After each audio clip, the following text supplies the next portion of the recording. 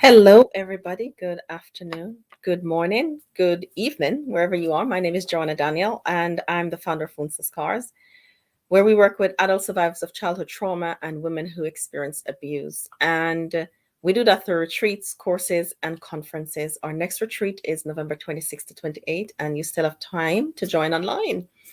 So I want to talk about a post that I made this morning that is getting some attention, and I feel like doing a video to just expand on that a little bit. It talks about when fear is masquerading as faith, and people do that to avoid emotional pain.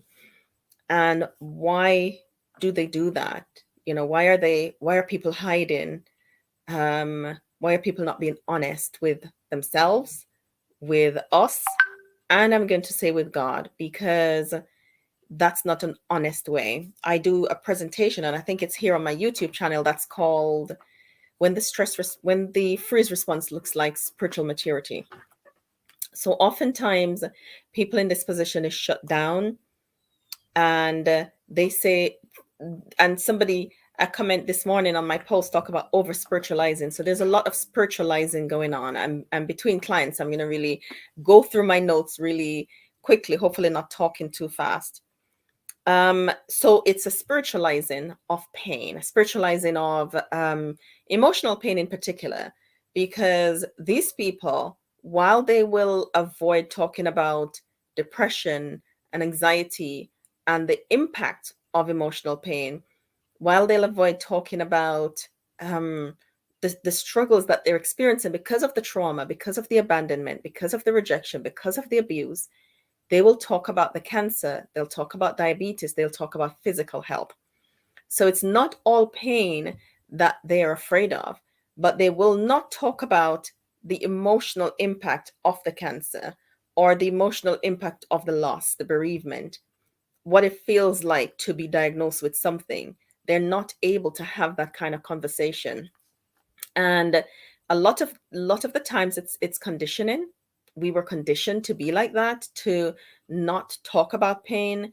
Some of us grew up in cultures and situations with legacies that make us be afraid to we have to have the facade of strength and this appearance of strength. And for some, it's the and I'm talking about specifically people in church and Christian community, that's where I work in most. It's the message that's coming from the top that causes that. It's this: you don't need anybody, but you only need God. You and I'm not saying that you don't need God. You do. We all do.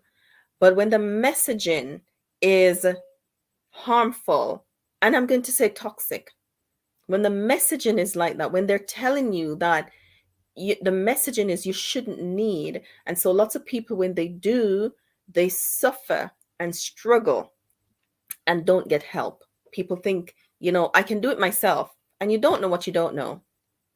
I'm a counselor.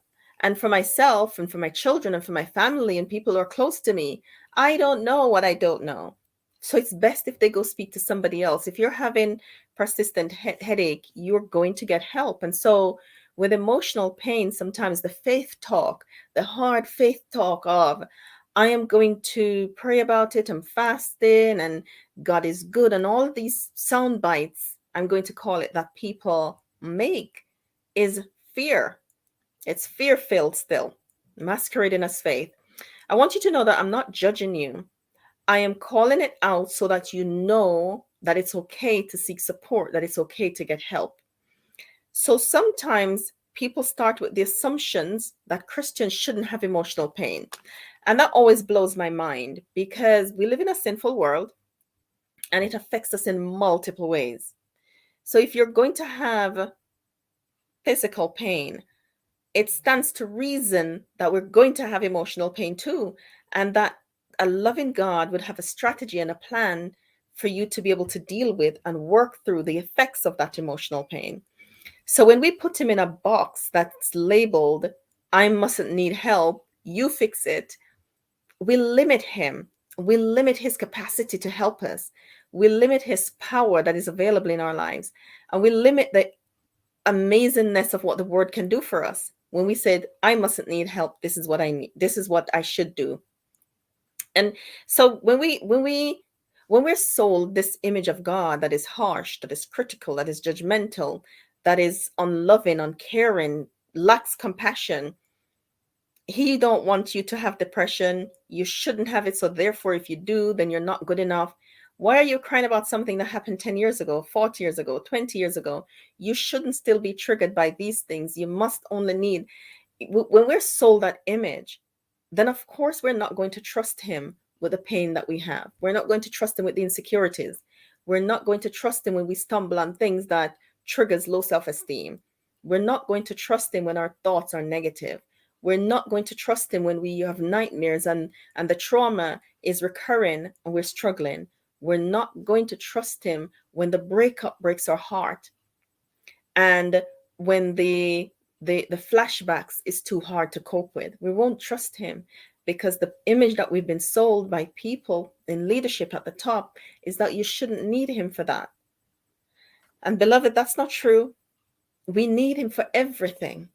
But when we've been sold that, so let's look for an example. If you read the Psalms, the Psalms, it's not scary, non-threatening, really soft and gentle.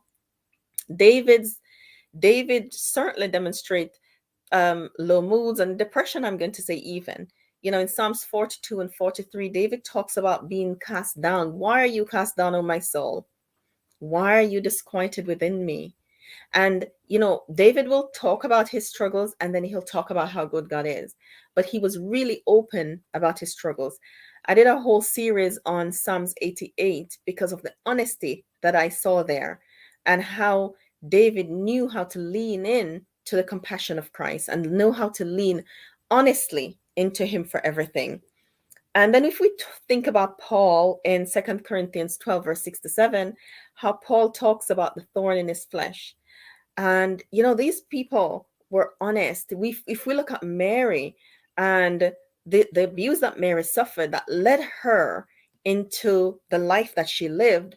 And if we look at Jesus's response to Mary, how soft it was, how gentle it was. But he didn't ignore the fact that these men brought Mary to him. And he said, go on, I don't condemn you either. That means there was something there. So when we have this pretense of godliness that don't need help, we really are putting God in a box and we're selling him short to the people who are brokenhearted and who needs healing. If you have done that, if you've been in that position, I did a video a couple of days ago and somebody rang my husband that very night to say, when I became a Christian, I thought God would fix it. I know there's a lot of you that are operating on the assumption that I shouldn't have to do anything. God will fix it. As long as I'm born again, somebody told me once when I went to speak to a church, you don't need to do anything, he shouted from the pew. As long as you're born again, you don't need anything else. And you do need to do something because it's human effort and divine intervention together that makes your healing possible. So if you're here, if you're listening and I hear people say, I don't need any help. This is what I do. And I see the struggles that ensue. I see how it affects the children. I see how it affects the marriage. I see how it affects you as an individual, as a woman. I see the effects of that struggle in your eyes, in your face, in your body, in the way you relate, in the way you interact, in just how you show up. I see the effects of that struggle, sis, and you don't have to struggle alone. You don't have to struggle alone. There is no shame in needing help. There is courage. It takes courage to accept that you need help and to reach out for support. So I want to encourage you, if you have, hid behind, I'm fasting, praying, God's going to help me, or if you really honestly believe that that's true and that you don't need to do anything, I want to encourage you to kind of search a little bit more. Because if you have a physical health problem, you need to do something. You have to go to the doctor, you have to take the medication, you have to apply what they say to do in order for you to get well and to stay well. And, the Bible says, beloved, I wish above all things that you will prosper and be in health, even as your soul prosper. And if you want to have that abundant life and to prosper, there's something that you have to do. So don't allow anybody to tell you that you shouldn't need help. Don't allow anybody to persuade you not to seek support. Don't allow anybody to discourage you or to look on you any less, because you have needed help and you have reached out for it and you've accessed it and you've used it.